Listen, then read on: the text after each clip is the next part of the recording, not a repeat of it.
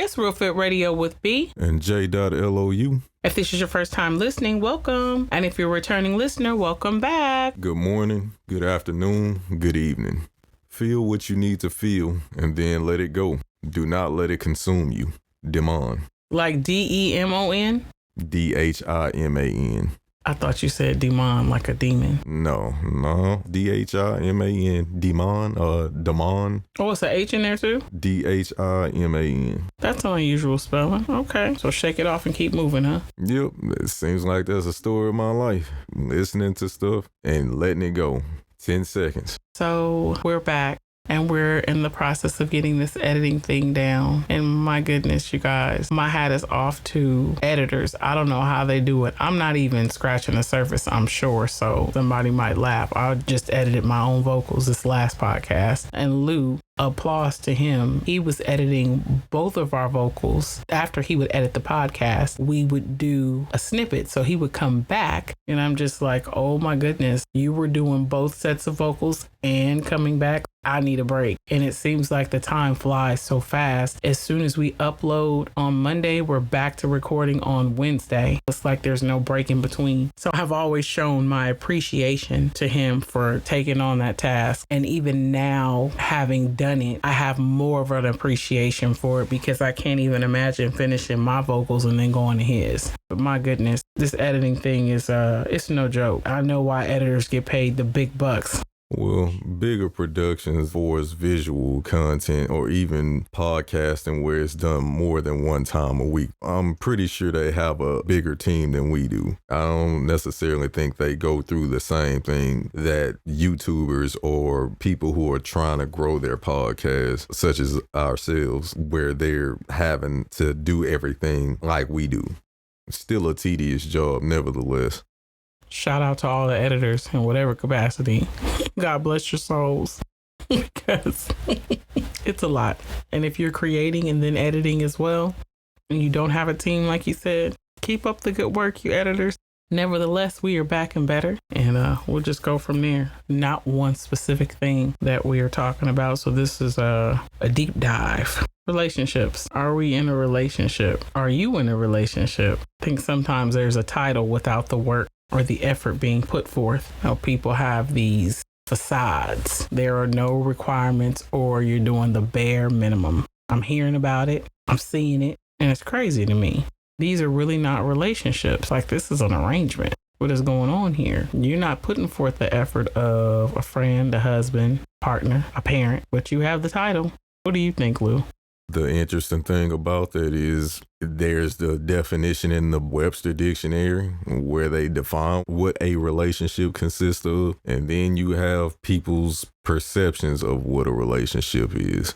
If we're talking about myself, I definitely feel like there is some effort that's needed on both sides. If one person is doing more than the other, then it's not really a relationship. It's just more or less like, oh, I'm using you for something that you're good at. And when you're done, we're done. As opposed to we're trying to grow what we have in terms of like me getting to know you, you getting to know me. Whatever that relationship is, honestly, there are different types of relationships. You have business relationships, you have friendship relationships, and then marriage or girlfriend, boyfriend. I would think that you have a little bit of both friendship and relationships. That's the one that can be the most confusing because a girlfriend or a wife should be your friend as well. So there's really not a difference between a friendship and a relationship with my spouse.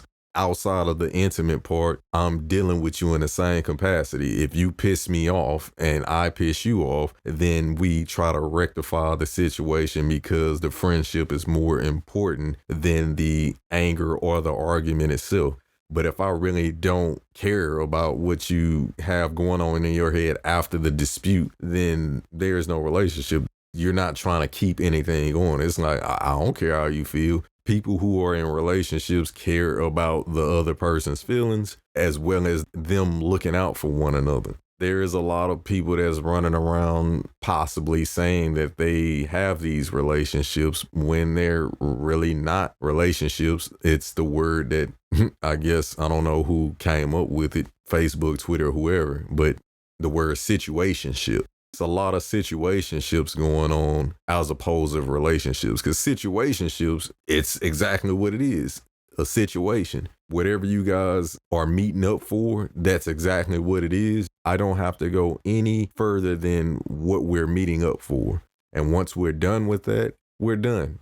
It's kind of like if you have a issue with your home, you call up the specific person for the issue you have with your home. They come in, they take care of the job, they leave.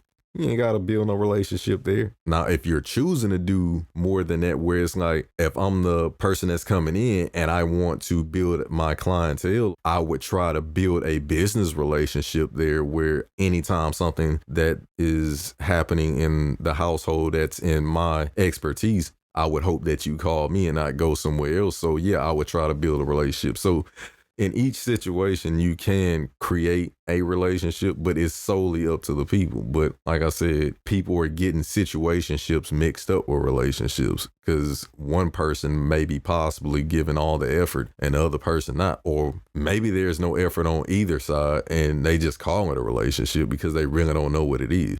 I like that you brought up that different relationships require different things. You know, it's not going to be the same for, different people. A different marriage, a different business relationship, whether it's your teammates, different parenting. That was a good point to bring up. But what do you think constitutes a good relationship at its core? I think that across the board, there's some things that are needed to have a good relationship. Are there some things that you feel like no matter what it is in business, parenting, marriage, friendship, all those different types of relationships, at the core, you have these fundamentals, you have these things that make it good? Yeah, I believe that there are some core things. One being that each individual in that relationship has some kind of commonality or they have a like mind in terms of what they want to achieve together. And then communication, chemistry, those are the core things for me. Depending on the people, but for me, it's spirituality, communication, and chemistry are those core things. I mean, everything else kind of fall that I possibly could name after that could fall in one of those categories. I may be missing some. You may add maybe one or two to those, or maybe more than that, but those are the ones I have. I don't even think it's a matter of missing it. I think it goes back to what you said. Everybody requires different things.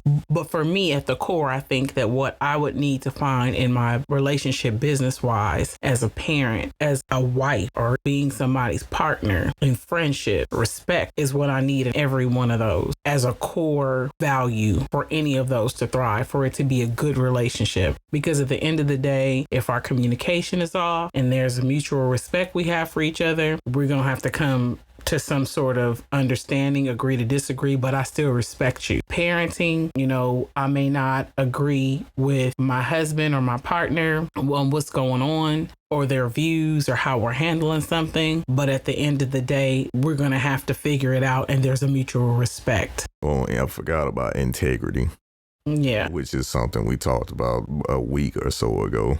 Mm-hmm. Actually, 2 weeks ago. So yeah, that is one that I was missing. Well, I don't think you're missing it. I think these are things when you begin to think about it and we're having this conversation, you start to kind of explore these different things that may be missing or that are like definitely needed. And that's what takes me back to people are in these things, but I don't think they're relationships because they don't have some of this stuff. And even if they didn't want it, you have to have respect. Even if I were to talk to someone and they said, well, I don't need that in my marriage, or I don't need, for my husband to communicate with me in regards to this. That doesn't work for me. That doesn't have to be in my relationship. But respect, I believe it has to be in every one of those, because when you don't respect somebody, there's a lot of other stuff that can come into play. When you lack respect in business, you could make some moves and the person is like, hey, we didn't have this discussion, or why wasn't I, brought up to speed on this? And it's like, why did you need to be brought up to speed? I just wanted to know. I wasn't going to go against what you decided because I actually like it, but I'd like to be be in a loop for what?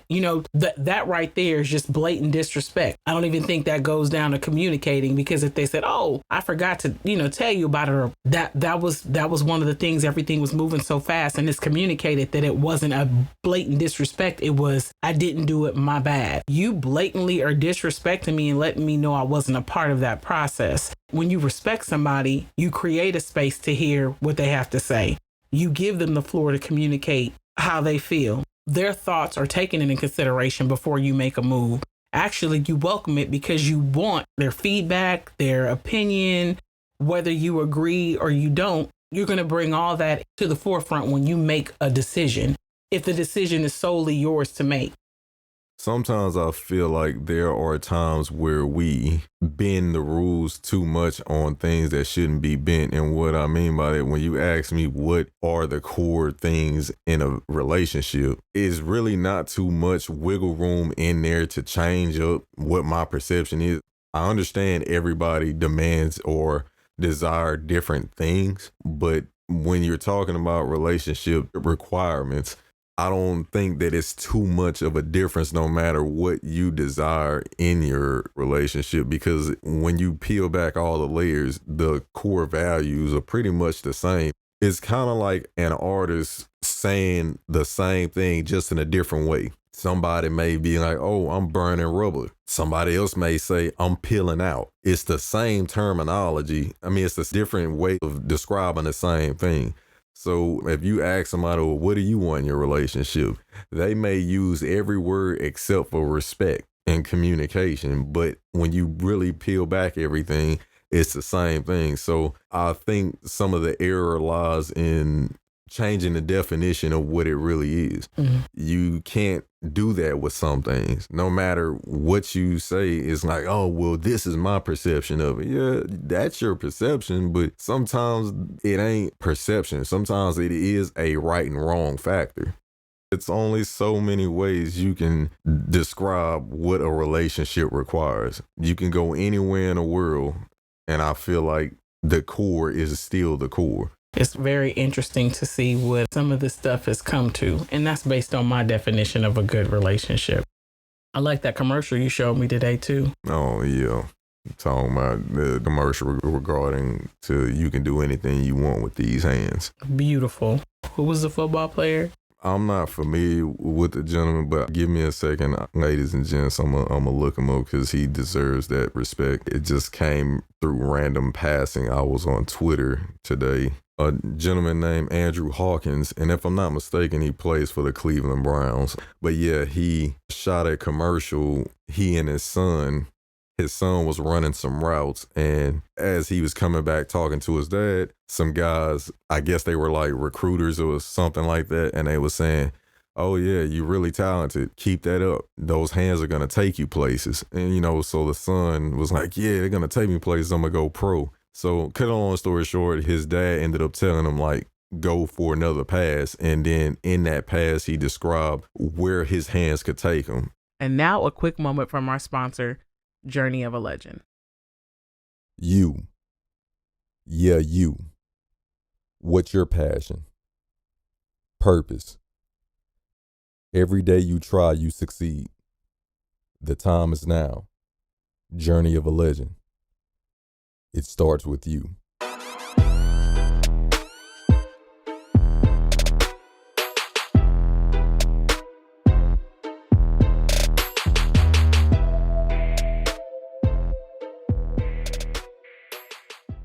If you want to learn more or purchase merchandise, go to www.journeyofalegend.com. And it was these different things where it was showing a doctor, a painter, astronaut, just these different career paths that was outside of sports or football for this particular commercial. But in my opinion, I think it was kind of like the whole black men in sports and entertainment. Like, we're always trying to do that. And the thing is, we're never shown other opportunities outside of entertainment. And this commercial showed many opportunities that had nothing to do with sports. And that's what he was telling his son, like, you can do anything with these hands that you set your mind to. And I thought that was really dope, because we do need to know that we can be accountants, lawyers, doctors, presidents. We don't all have to be in the realm of entertainment. And the more we see people of color in these different lights, and also seeing not just on commercials, but maybe Instagram or wherever, the more the younger people will be like, hey, I want to be that. Or, dang, I never thought I'd be interested in something like carpentry, but I am. I love it. But if you don't see it and all you see is people going to the league or people rapping or singing or whatnot or acting, instantly as a young person, you think that's the only way you can make money and that's your way out. So it was a really cool commercial, and I feel like that was something, that should be done a lot more. To even put a visual together like that, I hope that you guys will look it up just based on the information that he gave you. It was just really beautiful to see. I thought it was really unique. When you oversaturate a person's mind or a particular group with this is where you make the big bucks, what other opportunities do you think are available to you? Especially if nobody's telling you or you don't see it. And what's messed up is they leave out how many people actually can go pro or how many people actually get some play time, barring injury. That can be a short-lived career. Yeah, no, just to even put that more in perspective, there's only, if I'm not mistaken, and you guys can correct me if I'm wrong if you're basketball fans, but there's only 12 people or 13 people max on that roster. Then you have, I think, some reserves that's on a squad that don't even travel with the team. And then out of those 12 men, you may have 2 or 3 that are actually getting paid millions of dollars. And then the rest of the group is getting paid pretty decent, but nowhere near what those 2 or 3 guys on that roster of a 13-man roster is getting paid. And there's only 300 people, or maybe roughly between 300 and 330 athletes overall that are in the NBA. So 330 people in the NBA, but you have millions and millions of people, not just in America anymore, but from other countries now that's trying to enter the NBA. So I'm not saying that you can't do it. You just don't want to limit yourself to the point where that's the only thing you think that can get you the financial freedom that you're looking for. I mean, I can talk about football too, but I won't do that because I think the description that I just gave you with the NBA should suffice. How hard or how small the pool is for what they portray and what it really is. So yeah, doctor, it doesn't sound so bad. I mean, it's a whole bunch of doctors out there, but the chances of me, and I don't want to say this again, like you can't do it, but opening up a practice and becoming a multi-million-dollar man there or 6-figure man over there, it almost, I don't want to say that it's easier, but you can give yourself another path. It's a really touchy way of saying this because I don't want anybody thinking that I'm saying don't go for what you believe you should be going for. I just don't want you in your mind thinking that's the only way out. And I can leave it at that. But man, that commercial, you guys, you got to see it. At one point when he said you can own a team, mm-hmm. and he showed them with the Super Bowl ring on and all the stuff dropping from the sky.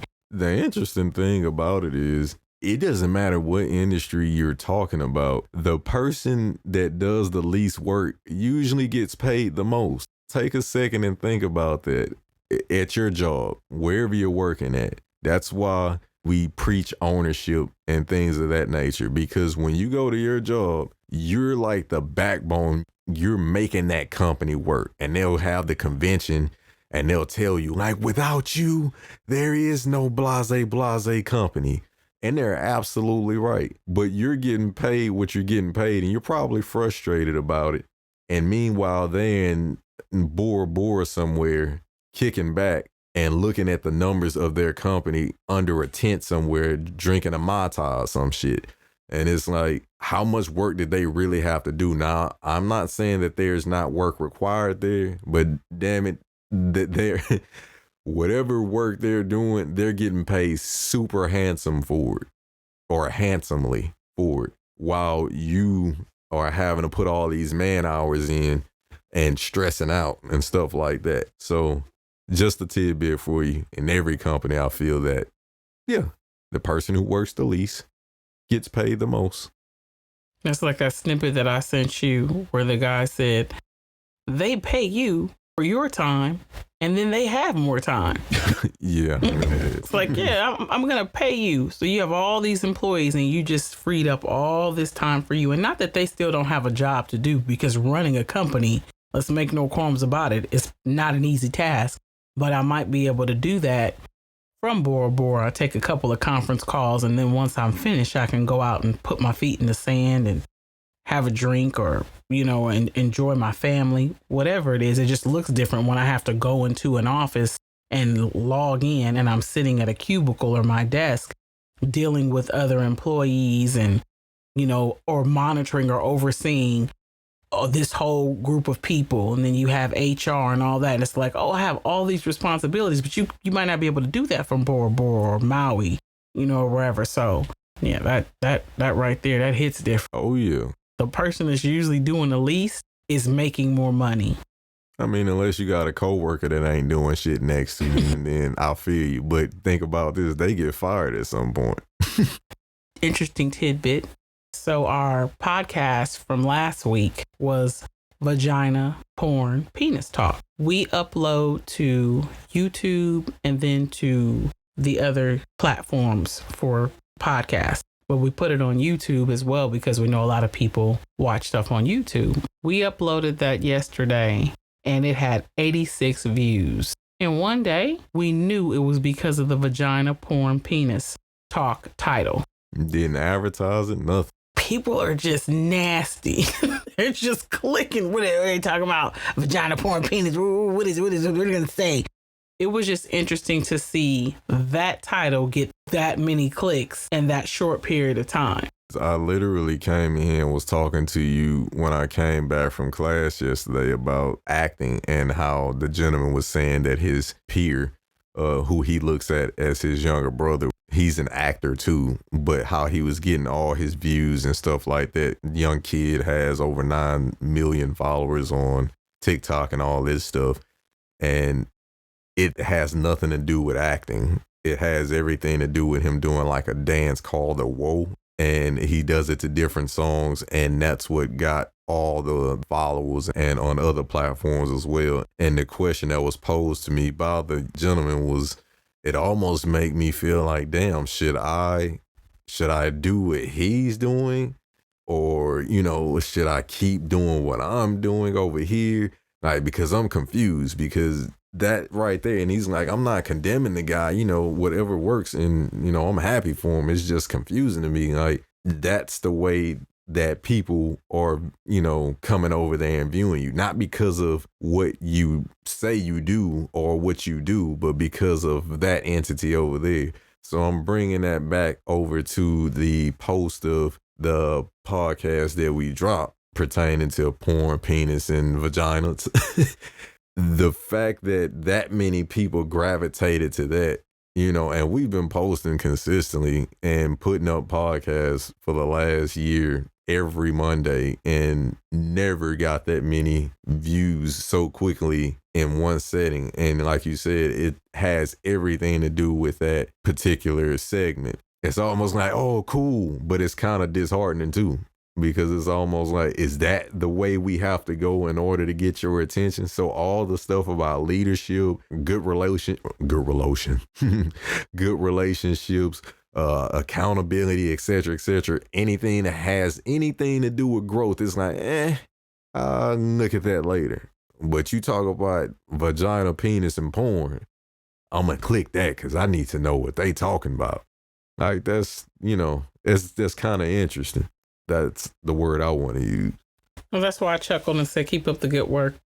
And that's why it's also important for you to know what your purpose is, to fulfill it, or just do what you're passionate about.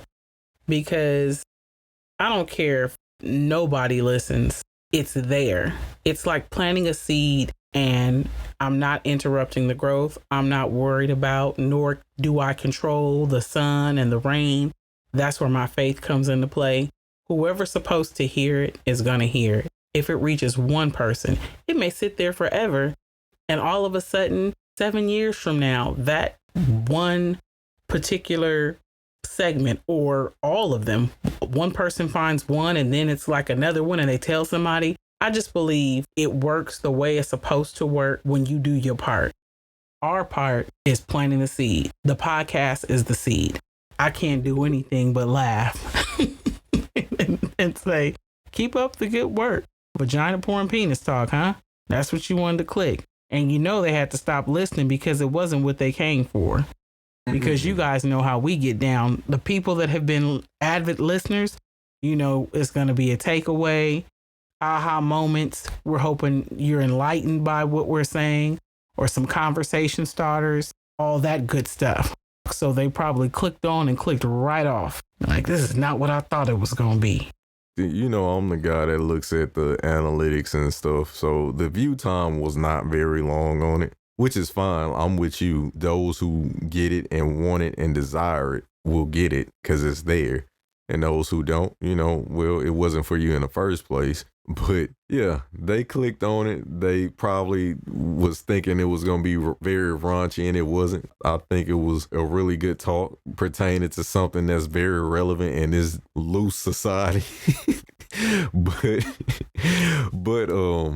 yeah, overall, that was a joke. But overall, I think it was some good gems as usual, and it wasn't their cup of tea, and they just kind of went on about their way. But there's probably a few people that stayed to listen.